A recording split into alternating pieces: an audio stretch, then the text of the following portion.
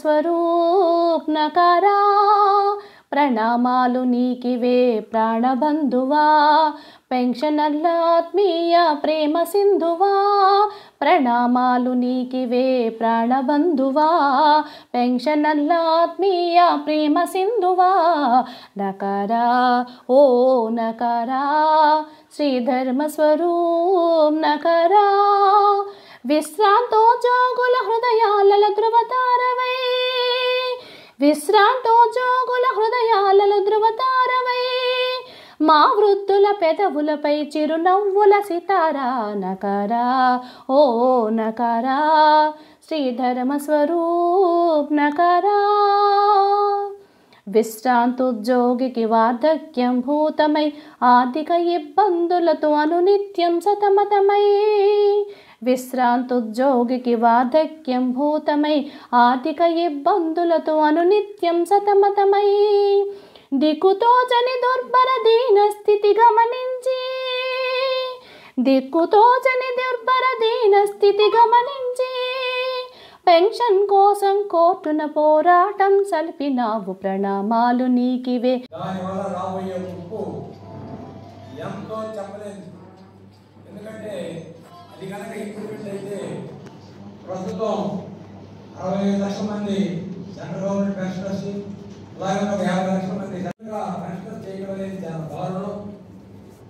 దానికి all India state government pension ఫెడరేషన్లో కూడా అన్ని రాష్ట్రాలు ఏకగ్రీవంగా దాన్ని వ్యతిరేకించడం, దానికి 17 సంక్రమణంలో ధర్నా చేయడం, ఆ ధర్నా కూడా లిమిట్గా 200 మందిని పర్మిషన్ ఇవ్వడం, అది కూడా 10 నుంచి 1 గంట వరకు. అదివరకు ఎప్పుడు రాగానే ధర్నా తగ్గి ఎంతమంది వచ్చేవాడు, కానీ ఈ మధ్య డిస్ట్రిక్ట్ పెట్టడం, దానికి 200 కాదు 400 మంది ఉండ కొంతమంది హాజరయ్యారు ఆ రోజు. అది బ్రహ్మాండంగా సక్సెస్ అయింది. జంతర్ మంతర్లో జరిగిన ధర్నా కార్యక్రమం ఒక ఊపు తెచ్చింది మన అసోసియేషన్ కూడా. All India state government federation, employees federation ఆధ్వర్యంలో కూడా మనకి ఆ సఫలత ఉంది. దానికి 18-19 హైదరాబాద్లో కూడా అలా మీటింగ్ జరగడం, ఆల్ ఇండియా టీసీ మీటింగ్ జరగడం జరుగుతుంది. దాంట్లో ఏదేమైనా సరే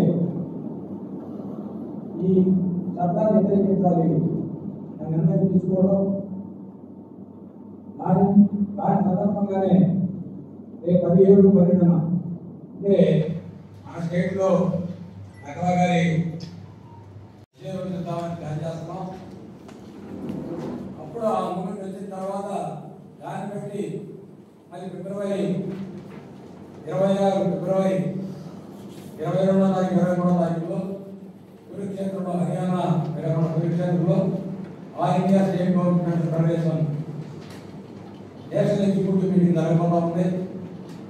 రేపు 17వ తారీఖు నుంచి దాన్ని బట్టి ఆ మూమెంట్ ఎలా ఉంటుందో చూసి దాన్ని బట్టి మళ్ళీ ఏ నిర్ణయం చేయాలి, ఏ యాక్షన్లోకి వెళ్ళాలి అనేది ఆ మీటింగ్లో కూడా నిర్ణయిస్తారు. కాబట్టి దానికి మొన్న మేము గంటమందరి గంటకైతే 5 గంటలు జరిగింది. ఈసారి కూడా రాష్ట్ర కార్యవర్గంలో కానీ జిల్లా ప్రెసిడెంట్ సెక్రటరీ కానీ ఎవరైనా నా జిల్లా ఒకళ్ళని తీసుకెళ్దామనే ఒక ప్రపోజల్ పెట్టాం. అది మీకు ఆల్రెడీ కమ్యూనికేట్ చేశాం. ఎవరు జిల్లాకు ఒకళ్ళు ప్రెసిడెంట్ కానీ సెక్రటరీ కానీ జిల్లా కార్యవర్గం ఆ జిల్లాలో రాష్ట్ర కార్యవర్గ సభ్యులు ఎవరైనా జిల్లాకు ఒకళ్ళు ఇస్తే దాన్ని కూడా ఈ నెలాఖరుగా మీరు డిసైడ్ చేసి టికెట్ విరోధం చేయాలి. దాదాపు 5 days ప్రోగ్రాం. వెళ్ళడం 2 రోజులు, రావడం 2 రోజులు, అక్కడ 2 రోజులు మీటింగ్, అక్కడ 2 రోజులు, మొత్తం 5 రోజులు. కాబట్టి డెలిగేషన్ ఫీజు ₹1000 పర్ హెడ్, మళ్ళా ఎక్స్పెన్సెస్ అంతా మనం ఏజీ ఎందుకంతగా ఎవరైనా చెప్తున్నామంటే ఒక ఏజ్కి వచ్చినాక అంతా మా కన్సెస్ కట్టించి వచ్చినాయి.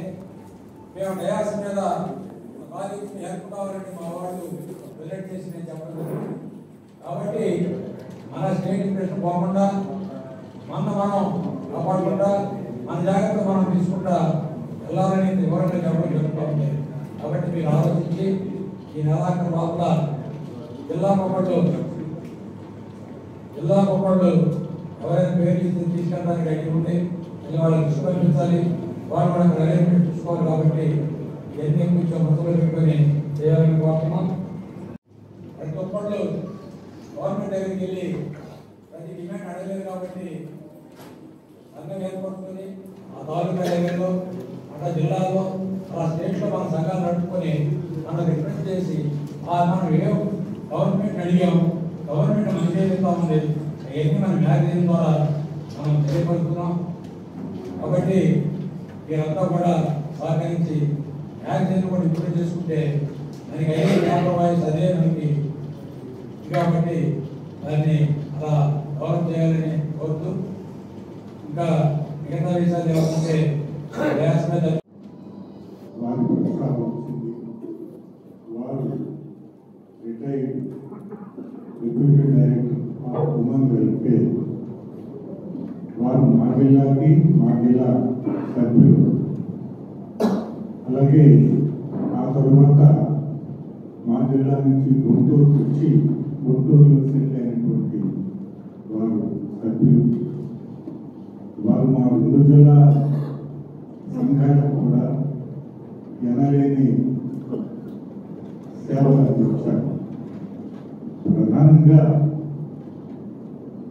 విమలాదేవి గారు మీరు ఊహించి కూడా ఉండరు. వారు వారి భర్త సంఘ సేవా కార్యకలాపాలలో వారికి ఇది ఇప్పటి లేటెస్ట్ పర్సనల్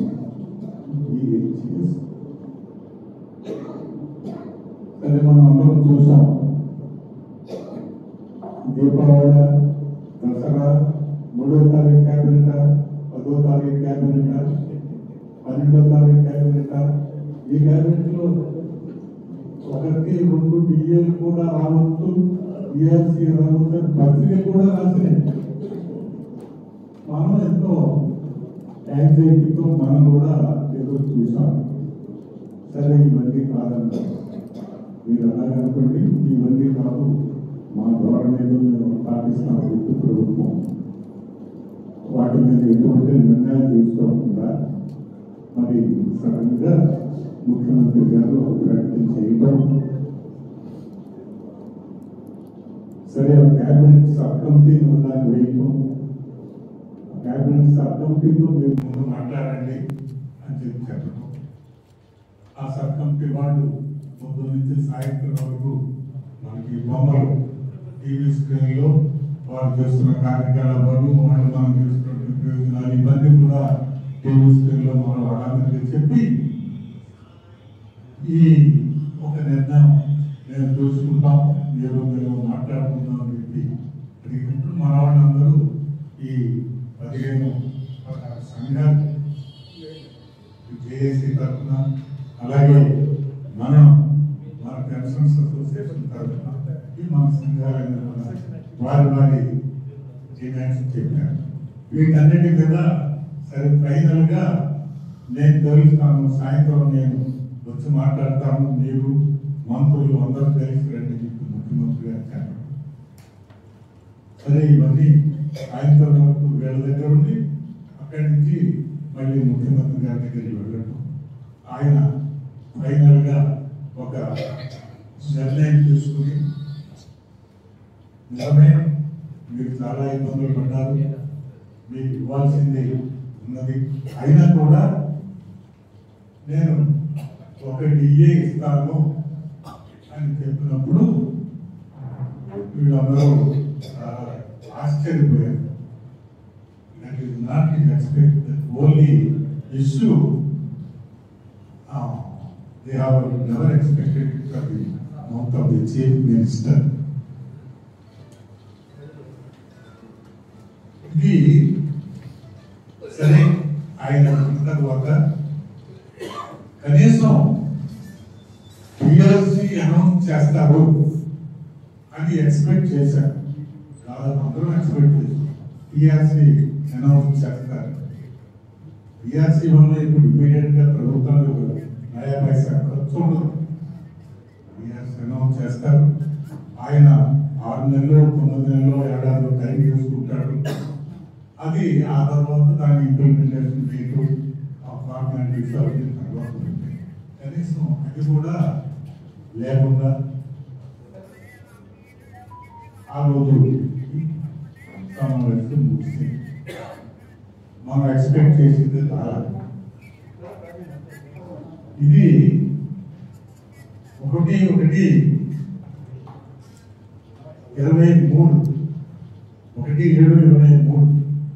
పిఆర్సీ 2 ఏళ్ళు అయిపోయింది.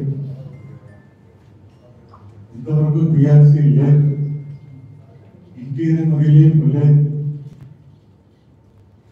అది ఎప్పుడు వస్తుందో ఏ స్టెప్లో వస్తుందో తెలియదు. వీటికి తోడు మనం ఇందాక ప్రెసిడెంట్ గారు చెప్పినట్టుగా మనవి ఎడిషనల్ క్వాంటమ్ రెస్టరేషన్ ఆఫ్ 70-75 ఏళ్ళు అందులో తగ్గించినటువంటిది స్మాల్ డిమాండ్, స్మాల్ ఇష్యూ. సంవత్సరానికి ఒక 90 కోట్లు 89 కోట్లతో మనం అన్నాం, వాళ్ళు 100 కోట్లతో వాళ్ళు అన్నారు. ఏదేమైనా సంవత్సరానికి ఇట్స్ స్మాల్ పెట్టి అమౌంట్ అదైనా వస్తుంది. ఎందుకంటే దానివల్ల ఇప్పుడు మనం చాలా నష్టపోయాం. 70-75 ఏళ్ళ ఏజ్లో ఎడిషనల్ క్వాంటమ్ పోగొట్టుంది, చాలా నష్టపోయాం. అదైనా మనం రెస్టోర్ చేసుకుంటామని చెప్పి మనం ఆశించాం. కానీ అది కూడా రాకపోయేసరికి మీరు పత్రికలు చూస్తూ ఉంటారు. గొప్ప సాధించినటువంటి వాళ్ళు ఉన్నారు. సంఘాన్ని నడిపేటువంటి బాధ్యతలో బాగా ఆరితేరినటువంటి వాళ్ళు ఉన్నారు. ఇప్పుడు మనకి ఉద్యమానికి కొంచెం విరామం కనిపిస్తూ ఉంది. భవిష్యత్తులో ఉద్యమానికి వెళ్ళాల్సిన పరిస్థితి రాబోతూ ఉంది. వెళ్ళడానికి సిద్ధంగా ఉండడానికి సూచనలు కూడా కనపడుతున్నాయి. ఈ సంఘం ఈ విరామ సమయంలో మనం సంఘాన్ని నిర్మాణాన్ని పటిష్టం చేసుకోవాలి. సంఘ నిర్మాణం దాని మీద కేంద్రీకరణ పెట్టాల్సిందిగా నేను ముందుగా మీకు విజ్ఞప్తి చేస్తా ఉన్నాను. సంఘ నిర్మాణం అంటే బాధ్యతల్లో వచ్చినటువంటి వారు ఎవరైతే అధ్యక్షులు కార్యదర్శిగా ఉన్నారో, అక్కడ ఉన్నటువంటి కమిటీ సభ్యులు ఉన్నారో, ఆ నిర్మాణం నడిపేటువంటి విధానం, సంఘాన్ని నడిపేటువంటి విధానం చాలా స్పష్టత ఉండాలి. నాలుగు వన్ వే ఉండకూడదు. కొంచెం దగ్గర నుంచి వస్తా ఉన్నాయి. ఒక్కో చోట ప్రెసిడెంట్ గారు బాస్ లాగా ప్రవర్తిస్తుంటారు, ఒక్కో చోట సెక్రటరీ గారు చేస్తూ ఉంటాడు, ఒక్కోసారి ట్రెజరర్ ఎవరు, ఒక్కో చోట రకరకాలుగా ఉంటుంది. భిన్నమైనటువంటి చోట్ల రకరకాలుగా ఉంటుంది. ఒక్కో చోట సమిష్టి నిర్ణయాలు జరుగుతాయి. ఒక సంఘం నడపాలి అంటే ఆ సంఘానికి సమిష్టి నిర్ణయాలు ఉండాలి. ముఖ్యంగా ప్రధాన బాధ్యతలు ఎవరైతే ఉన్నారో వాళ్ళు కోఆర్డినేషన్ ఉండాలి. ఎక్కడ ఉన్నటువంటి ఏ డిపార్ట్మెంట్ కన్సల్ట్ చేస్తే అక్కడ టచ్ వస్తే, అలాగే సంఘాన్ని, అలాగే మిగతా సంఘాలు ఉన్నాయి, వాళ్ళని కూడా ఆకట్టుకోవడానికి వాళ్ళు మనం చేసేటువంటి కృషి ఆటోమేటిక్ కూడా వస్తారు. ఈ రోజు ఈ రాష్ట్రంలో మన పెన్షనర్స్ అసోసియేషన్ రాష్ట్రం మొత్తం మీద ఉన్నటువంటి 3,70,000 పెన్షనర్స్ లో దాదాపు 2 లక్షల పైసలకు మనకు సభ్యత్వం ఉందంటే మన సంఘం ఎంత కీర్తి ప్రతిష్టలు ఒకసారి గుర్తు చేసుకోవాలి. అంత కీర్తి ప్రతిష్టలు కలిగినటువంటి సంఘం రేపు ఈ సంఘం నష్టపోతా ఉంది. ఈరోజు అనేక ప్రభుత్వం దగ్గర నుంచి వచ్చేది నష్టపోతా ఉన్నాం. వీటిని సాధించాలన్నా కూడా మన సంఘమే. ఈరోజు ఏ రాజకీయ నాయకులు లేకపోతే ఎక్కడ ఉన్నటువంటి ప్రకటనలు చేసేటువంటి వాళ్ళు కాదు. కొన్ని ప్రకటనలు ఈరోజు వాట్సాప్ చూసి మోసపోతా ఉన్నారు. ఆ సంఘం పరిగెత్తుతా ఉందండి, ఆ నాయకుడు పరిగెత్తా ఉన్నాడండి, మన నాయకుడు పరిగెత్తలేదు, మన సంఘం ఏం చేస్తా ఉంది అనే క్వశ్చన్స్ అన్ని రకరకాల వస్తున్న పరిస్థితి కనపడతా ఉంది. ఇది కాదు. ఏ సాధించాలన్నా ఇప్పటి వరకు మీరు చరిత్ర చూసుకోండి. స్టేట్ గవర్నమెంట్ పెన్షనర్స్ అసోసియేషన్ ఏదైతే మనకు ఉందో ఈ రాష్ట్రంలో ప్రతిదీ కూడా మీరు చూసుకున్నటువంటి పిఆర్సీ దగ్గర చూడండి. పిఆర్సీ బ్రహ్మాన్ని మనకి ఇచ్చినటువంటి వెంకటేశ్వర గారి ఇచ్చినటువంటి పిఆర్సీ రిపోర్ట్ సబ్మిట్ చేసేటువంటి సమయం కానీ, మరి పిఆర్సీ కేసు తీసుకొచ్చేటువంటి సమయంలో కానీ, లేకపోతే ఎడిషనల్ కాంట్రాక్ట్ తీసుకొచ్చేటప్పుడు కానీ, విడోస్ పెన్షన్స్ తీసుకొచ్చేటప్పుడు కానీ, అన్మ్యారీడ్ వాళ్ళకి పెన్షన్స్ తీసుకొచ్చే క్రమంలో ఎన్ని ప్రపోజల్స్ ప్రభుత్వం దగ్గర పెట్టి సాధించింది మన సంఘమే. ప్రతిదీ సాధించిన ప్రతి సంఘం ప్రతిదీ ఉన్నటువంటి దానికి మనం ఎంతో గొప్పగా మేము చెప్పుకోవాల్సిన పరిస్థితి. చరిత్ర మొత్తం చేయండి, దానిలో ఉన్నటువంటి పరిస్థితులు. అంత గొప్ప సంఘం, అంత గొప్ప కీర్తి ప్రతిష్టలు సాధించినటువంటి మన సంఘంలో మన సభ్యులుగా ఉండడం అనేటువంటి మనకు చాలా గర్వకారణం. కాబట్టి మనం చేసినటువంటి మన పూర్వీకులు చేసినటువంటి సర్వీస్ ద్వారానే ఈ రకమైనటువంటి మనం సాధించగలిగాం. కాబట్టి సంఘ నిర్మాణం మీద ముందుగా మీరు దృష్టి పెట్టి సంఘ నిర్మాణాన్ని ఎక్కడైతే అంటే ఈ ఆలోచన చేస్తూ దీన్ని ఒక పక్కన పెట్టేసి మళ్ళీ ఒక 6-7 ఏళ్ళు అంటే 3 సంవత్సరాలు అయిపోయింది. అంటే మన గత సంవత్సరం 5 సంవత్సరాలు బస్సు పడిపోయాం.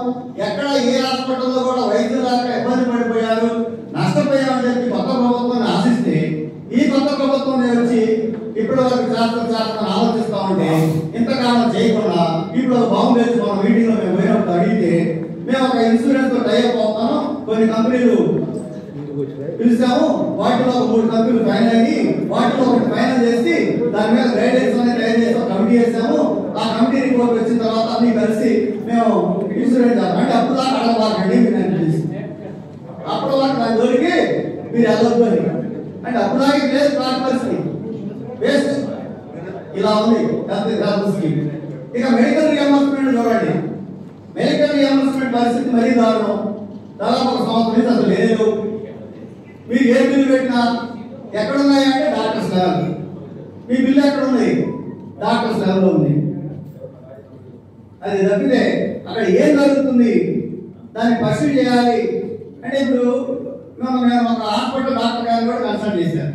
డాక్టర్ గారు అసలు మీరు బిల్లులు పెడుతున్నారు కదా, మీకు అసలు ఎన్ని బిల్లులు వచ్చినాయి, అప్పటి వరకు వచ్చినాయి, అసలు ఆ బిల్లు పొజిషన్ ఏంటంటే మేము పోతేనేమో మేము మీటింగ్కి వెళ్తే అక్కడ ఈహెచ్ఎస్ మీటింగ్ పెడతారు. ఆ ఈహెచ్ఎస్ మీటింగ్ లో పెడితే పెద్ద స్క్రీన్ పెట్టి ఆ స్క్రీన్ లో ఎంత వచ్చింది, కంట్రిబ్యూషన్ ఎంత వచ్చింది, ఇన్ని వేల కోట్ల రూపాయలు ఖర్చు పెట్టాం, ఇన్ని నష్టాలు పెట్టాం, ఇంతమంది ఎంప్లాయీస్ పెట్టాం అని చెప్పి రిపోర్ట్ ఇస్తా ఉన్నారు.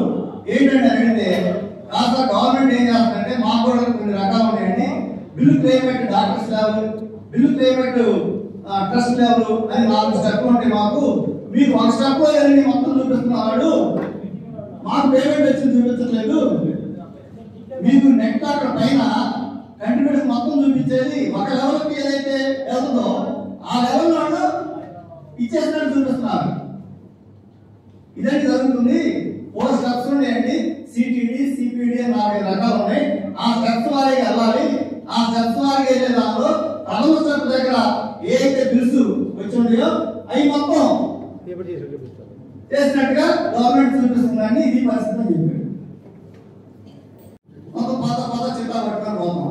పోయినప్పుడు ఆ ట్రస్ట్ లో అక్కడ ఎక్కడ ఉంటుందంటే అంటే ట్రస్ట్ దగ్గర కొంతవరకు బెటర్, ఇంకో పొజిషన్ ఉంది అక్కడ. ఈ ట్రస్ట్ దగ్గర మనం పోయినప్పుడు అనుకున్నాం డాక్టర్స్ ఇప్పటివరకు లేరు.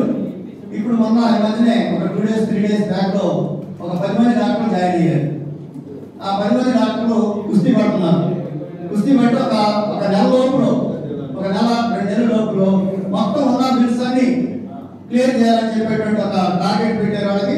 మరి ఆశిద్దాం ఒక నెల లోపల దాదాపు క్లియర్ అవ్వడానికి ఈ పెండింగ్ బిల్స్ అన్ని క్లియర్ అవ్వడానికి గత సంవత్సరం నుంచి ఉన్న పెండింగ్ బిల్స్ అన్ని కూడా క్లియర్ అవ్వడానికి అవకాశం ఉంటుందని అనుకున్నాం. కానీ డబ్బులు అయితే రావు. క్లియర్ అవుతుంటే డాక్టర్స్ నుంచి భయపడతాయి, డాక్టర్స్ నుంచి భయపడతాయి. కోడి కడతారు క్యాష్ కాదు నేను చెప్పేది, డాక్టర్స్ నుంచి బయటపడతాయి. ఆ బయటపడడానికి మరి ఇంకో ప్రాసెస్ ఉంది. ఆ డాక్టర్స్ నుంచి బయటపడ్డాక ఇంకో ప్రాసెస్ ఉంది. మరి దాని కాపీ ఆర్డర్ రావాలి. కొన్ని మంది డైరెక్టర్ ఆఫ్ స్కూల్ టీచర్స్ అనుకో డైరెక్టర్ ఆఫ్ స్కూల్ ఎడ్యుకేషన్ వెళ్ళాలి. ఆ స్కూల్ ఎడ్యుకేషన్ ఒక కొత్త రాష్ట్రం. ఇప్పుడు ఉదాహరణకి మన కేకే నాయుడు గారు ఉన్నారు. ఆయన బిల్లు 90,000 లక్షలు దాదాపు సంవత్సరాలు అవుతుంది ఎక్కడ ట్రస్ట్ లో. అది ఎక్కడ తిరుగుతుంది? ఇప్పుడు డైరెక్టర్ ఆఫ్ స్కూల్ ఎడ్యుకేషన్ నుంచి సెక్రటేరియట్కి వెళ్ళింది. సెక్రటేరియట్ నుంచి మనం కనుక్కున్నాము. సెక్రటేరియట్ అయితే సెక్రటరీ ఫైనాన్స్ అప్రూవల్ అయింది. ఫైనాన్స్ అప్రూవల్ అయ్యి మళ్ళీ వాళ్ళు జీవో పెట్టాలి. దానికంటే మళ్ళీ మినిస్టర్ గారు చెప్పారంట 1-2 పెట్టబాకు మొత్తం 15 వచ్చినా ఒకటేసారి ఫైల్ పెట్టుకోవాలన్నాడు మినిస్టర్ గారు.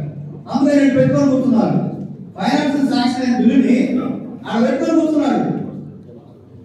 ఆ బిల్లు పెట్టాలంటే మరి 15 కావాలి. అంటే ఒక్క బిల్లు అక్కడ శాంక్షన్ అవ్వాలంటే దాదాపు 6 నెలలు పడుతుంది. 10 బిల్లులు శాంక్షన్ అవ్వాలంటే ఎన్ని నెలలు పడుతుంది? ఈ అప్పటికి కష్టం ఉంటాడా? ఇదే చెప్పాను. ఇదే చెప్తే సార్ 2 రోజులు పెట్టేస్తాను సార్, అది పంపిస్తాను సార్ అని చెప్పారు. అది ప్రాసెస్. అలాగే అనంతపురం జిల్లాలో ఉంటుంది రామకృష్ణ గారు, అలాగే వాసుదేవ గారు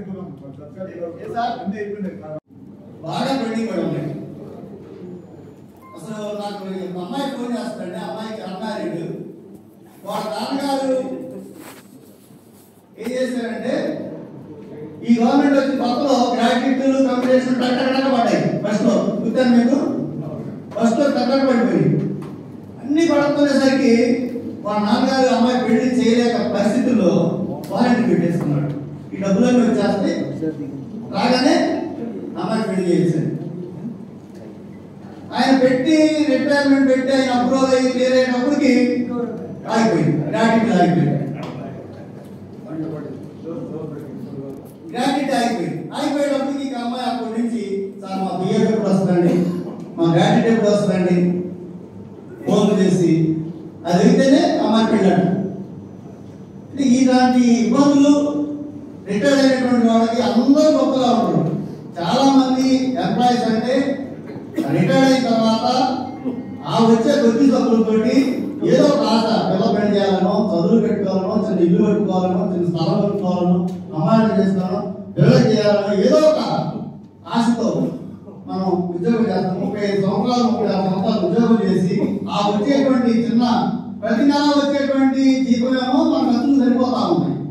చివరికి రిటైర్మెంట్కి వచ్చే డబ్బులే మనం సేవ్ చేసి ఆ డబ్బులు కూడా మనకి రిటైర్ అవ్వాలని ఇవ్వకపోతే ప్రభుత్వాలు ఎంత దారుణం. అందుకని దీని మీద ఖచ్చితంగా మనం, ఎందుకంటే వాళ్ళందరూ మన పెన్షనర్స్, రాష్ట్ర స్థాయిలో ఉన్నటువంటి ఇప్పుడు రిటైర్డ్ వాళ్ళు అందరూ డబ్బులు రాని అందరూ మన పెన్షనర్స్, అందరూ వాళ్ళు డబ్బులు ఇచ్చినా రాకపోయినా మన దగ్గర సభ్యత్వం చేస్తున్నారు. కానీ వాళ్ళ తరఫున మనం నిలబడాలి, వాళ్ళ తరఫున మనం ప్రభుత్వాన్ని డిమాండ్ చేయాలి. తప్పనిసరిగా వాళ్ళ కోసం మన అసోసియేషన్ నిలబడి మరి ప్రతి గ్రాట్యుటీ కానీ, కమ్యూనికేషన్ కానీ, జీపీఎఫ్ కానీ, ఏపీజేఎల్ఐ కానీ రీఎంకాష్మెంట్ అయితే 2020 సర్వీస్ వాళ్ళు పెండింగ్ ఉన్నాయి. 27 నుంచి 22 జూలై నుండి ఉన్నాయి. ఇట్లా ఇవన్నీ కూడా రాబట్టడానికి ప్రభుత్వం తరఫున మనం కూడా ప్రార్థన చేసి రాబట్టడానికి మన వంతు కూడా అసోసియేషన్ తరఫున కృషి చేయాలని చెప్పి. మట్టి ఖర్చులు వస్తాయండి, మా బాయిని ఈ మధ్యకాలంలో రిలీజ్ చేశారు. అన్ని రిలీజ్ అయ్యి మొత్తం 400 మంది రాష్ట్ర వ్యాప్తంగా పెండింగ్ ఉన్నాయి. అన్ని రిలీజ్ అయ్యాయి మట్టి ఖర్చులు మొత్తం. అది కూడా మనం ప్రాతినిధ్యం చేసాం, దాని మీద ప్రాతినిధ్యం చేసాం. బాగా మనం మట్టి ఖర్చులు తీసుకున్నాము. ఈ రకంగా ఈ రాష్ట్రంలో యాజ్ ఏ పర్సనల్ గా ఎవరైతే ఏ సఫరింగ్ లో ఉన్నారో వాళ్ళు ఐడెంటిఫై చేసి మన దగ్గరికి వచ్చినటువంటి పెన్షనర్కి మనం భరోసాగా నిలబడే సంఘంగా వాళ్ళకి మేము ఉన్నాం, మీకేం ఇబ్బంది లేదు అని ధైర్యాన్ని ఇచ్చి మరి ఆ రకంగా మనకి ఏ ఆఫీసర్ దగ్గరైనా ధైర్యంగా మన సంఘం తరఫున ప్రాతినిధ్యం చేయండి, అడగండి. అక్కడ ఎవరైతే స్టేట్ కమిటీకి తెలియజేయండి. తప్పనిసరిగా మేము దిగి వాళ్ళందరితో మాట్లాడి సెట్ చేయడానికి మేము సిద్ధంగా ఉన్నాం. ఈ రకంగా మన రాష్ట్ర వ్యాప్తంగా మన సంఘాన్ని నిర్మాణాన్ని పటిష్టం చేసుకోవడానికి ప్రతి ఒక్కరు కృషి చేయాలని కోరుకుంటూ ఏ వచ్చిన ఇబ్బంది రాష్ట్ర కమిటీ అండగా ఉంటుందని తెలియజేసుకుంటూ సెలవు మన సంఘం తెచ్చిన ప్రతి మీటింగ్ కూడా జేఏసీతో పాటు మనం పనిచేసి ప్రతి మీటింగ్ అటెండ్ అవుతున్నాం. జీఐడి నుంచి మనం ఆర్డర్ తీసుకున్నాం, అవన్నీ మనం మ్యాగజైన్ చేసాం. కావాలంటే మీకు కాపీ సప్లై చేస్తాం.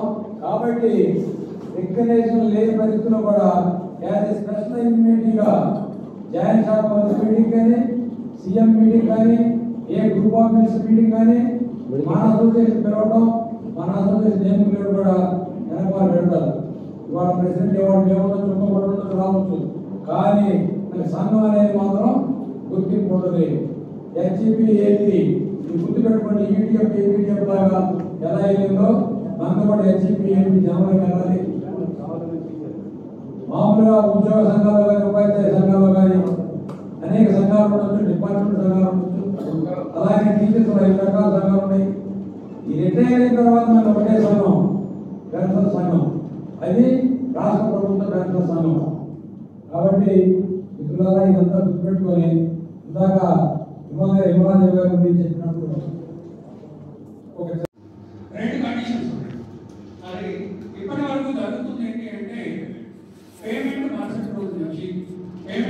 ఎప్పుడైతే అవుతుందో ఆ మరుసటి రోజు నుంచి లేదా 90 days from the date of authorization ఎప్పుడైతే అవుతుందో ఆ మరుసటి రోజు నుంచి వేతనం అనేది జరుగుతుంది.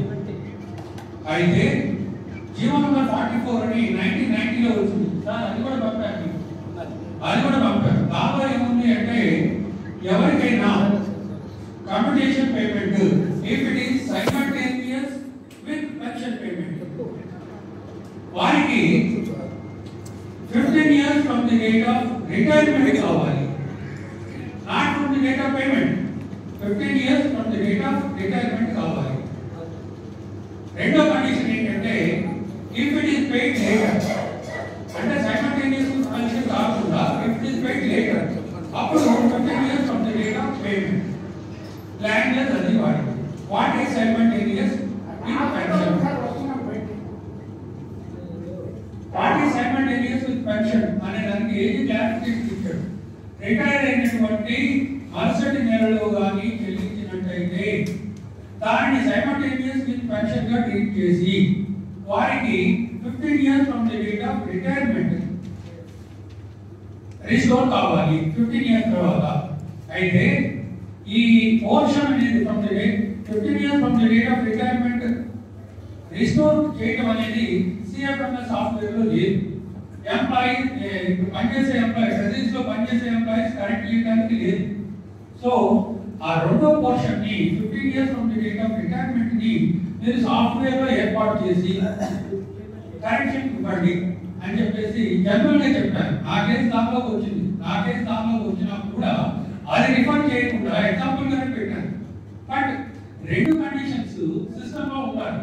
ఎందుకు అంటే డైరెక్టర్ గారి ఆఫీస్ లో ఒకసారి మాట్లాడితే ఏమన్నారంటే మీకు నష్టమే ఉందండి అని చెప్పేసి, అంటే నా నష్టం గురించి నేను అడగట్లేదండి, జీవో ఇంప్లిమెంటేషన్ గురించి అడుగుతాను. ఎవరికైనా నష్టం వస్తే జీవో ప్రకారం వచ్చింది, మీకు ఎందుకు నష్టం వస్తే మీకు ఎందుకు, లేకపోతే మీకు జీవో ఇంప్లిమెంట్ చేయండి. సో ఇది నేను సెక్రటరీ గారికి అట్లాగే సిఇఓ చెప్పి ఇప్పుడు గౌతమ్ అల్లాడే గారు ఉన్నారు, వారికి మెయిల్స్ లో పంపాను. అయితే దురదృష్టం ఏంటంటే వారికి కూడా మరి పని హెవీ కావడాన వారు టేకప్ చేయలేదు. వారి మెయిల్స్ లో ఉన్నాయి, టేకప్ చేయలేదు. వారి పేషెంట్ల యొక్క నంబర్లు కనుక్కొని వారు పంపమన్న మరో మెయిల్ పంపి ఈ కాపీస్ తీసి వారి టేబుల్స్ మీద పెట్టండి అని అంతవరకైతే నేను ఒక 3-4 రోజుల క్రితం ఏర్పాటు చేశాను. అయితే అది మీ అసోసియేషన్ లెటర్ తోటి కానీ పంపేటైతే ఇట్ గెయిన్స్ అటెన్షన్ ఎప్పుడైతే వస్తుందో దాన్ని చదువుతారు. చదివితే నేను రాసింది కరెక్ట్ అనేది ఆటోమేటిక్ గా అర్థం అవుతుంది. దాన్ని డైరెక్టరేట్ లో వాళ్ళు కొంచెం డిస్కషన్ చేసేసి ఇది చేయొచ్చు అనే గ్రీన్ ఫ్యాక్ట్ దాన్ని ఇచ్చేటైతే సిఎఫ్ఎస్ లో కూడా మార్పు వస్తుంది. దీనికోసం వెంటనే రిజల్ట్ రాకపోయినా తదుపరి రిజల్ట్ రావడానికైనా ఇది ప్రయత్నం చేయమని నేను ఎస్జిపిఏ అసోసియేషన్ స్టేట్ అసోసియేషన్ ని కోరుతున్నాను.